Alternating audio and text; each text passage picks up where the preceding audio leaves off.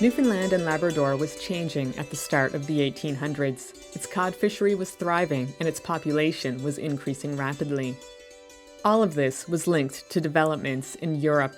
From 1790 until 1815, Great Britain was almost continuously at war with France.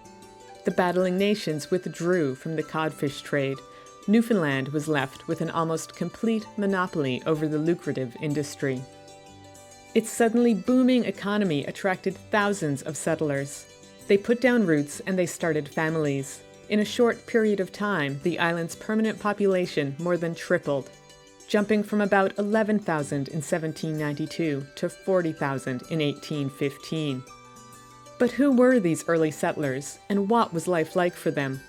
Most came from England or Ireland, places where overpopulation and unemployment were serious problems. They were usually young, in their late teens or early 20s, and they were often poor. They came in search of work and land. Most settled along the coast and began to fish. The largest settlements were in Conception Bay, and St. John's began to emerge as the colony's commercial and government center. But the bulk of the population lived in much smaller, rural communities. They were scattered all along Newfoundland's extensive coastline. Some only had 1 or 2 families. Others had dozens. Unfortunately, few settlers knew how to read or write, so they didn't leave behind any first-hand accounts of their lives. Instead, much of our knowledge comes from outsiders, from the journals of visiting missionaries, scientists, and explorers. People whose work brought them to outport communities for brief visits. One such man was the geologist Joseph Jukes. The first thing that strikes a stranger on entering a harbour in Newfoundland is the abundance of what are called fish flakes and stages, together with the wooden wharves and the great dark red storehouses. Now, if the reader will picture to himself, in addition to all this, a few brigs and schooners at anchor in the harbour, and a multitude of small fishing boats, 1 or 2 large-sized wooden houses painted white belonging to the merchants, and a number of unpainted wooden cottages scattered here and there at all possible angles with each other, perched upon rocks and hidden in nooks belonging to the fishermen. If, I say, he can associate all these things in his fancy, he will have before him a tolerably correct notion of a Newfoundland settlement. But not everyone who lived in these villages by the sea would have stayed there all year. To survive, many families had to move with the seasons. They kept one house near the coast for the fishing season and another in the woods for the winter. This allowed them to harvest different resources as they became available. Of course, just what these early settlers did and when they did it varied a little from one region to another. Salmon was an important resource on Newfoundland's west coast and seals to the northeast. All we can provide is a general picture of how a seasonal round might have unfolded for early settlers.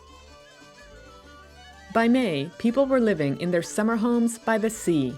The settlements were isolated. Judges and clergy made annual visits, but residents largely governed themselves.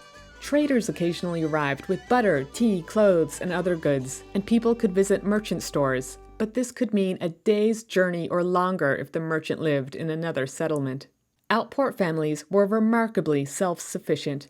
They usually kept vegetable gardens. Cabbages were popular, and so were root vegetables. Poultry and livestock were also kept. Hens, ducks, geese, cows, sheep, goats, pigs.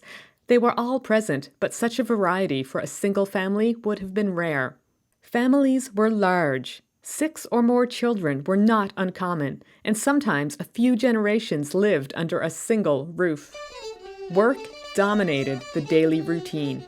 In the summer, people had to catch fish, repair nets, build boats, tend the garden, care for livestock, gather berries, spin wool into yarn, knit clothes, and perform a multitude of other chores.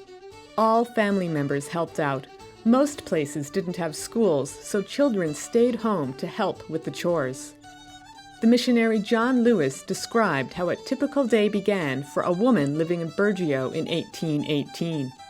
At 4:30, Mrs. Face got up, cleaned the house, got breakfast ready, and everything very comfortable, although at the great age of 106 years old. After breakfast, she washed the tea things, put them away, and commenced sewing. The cod fishery was a true family affair. The father and adult sons caught the fish from small open boats, and the women and children processed it. They removed the cod's head and spine, covered the fish with salt, and later spread it out on flakes to dry in the sun and the air. When the salt cod was ready, families traded it to merchants for credit in their stores. This was done in the fall, before families left their summer homes to move inland. Between October and December, many coastal residents moved to their winter houses. Some had to travel 30 miles or more. Others went a much shorter distance. They took their furniture, boats, and other belongings. Winter homes were also called tilts. They were vertical log huts, and they were usually built on a clearing in the woods. An ideal location provided shelter from stormy weather, a good supply of wood, and a nearby source of drinking water, like a pond or a river. Inside every tilt was a large fireplace. This was the focal point of family life. It kept people warm and it kept them fed. Some families smoked salmon and other fish in the chimney. The heat also meant that chickens could live inside some huts all winter long and provide a valuable source of fresh eggs. Daily life was still busy, but other activities replaced the summer routine. Chopping down trees and hauling wood was an ongoing task. Men hunted caribou and wild fowl, or trapped smaller animals for furs. Women made and mended clothes. They kept the household tidy, they raised and educated children, and prepared meals. In the spring, families returned to their coastal communities.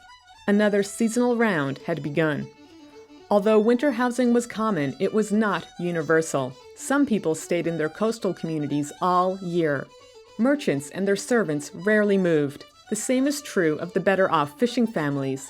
If a community had another industry that supplemented the cod fishery, like shipbuilding or lobster packing or sealing, then it might not lose as many people during the winter.